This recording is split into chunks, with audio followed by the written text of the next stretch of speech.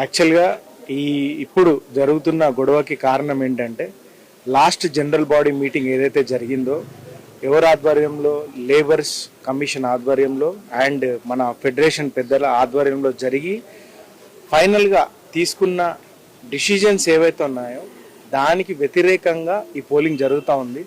So ఇంతమంది dancers దాన్ని వ్యతిరేకిస్తున్నా కానీ దాన్ని ఆపకుండా ఇది కొనసాగింపు జరుగుతూ ఉంది.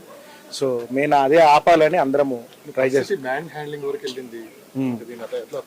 మ్యాన్ హ్యాండ్లింగ్ అంటే ఇండివిజువాలిటీ అయిపోయింది.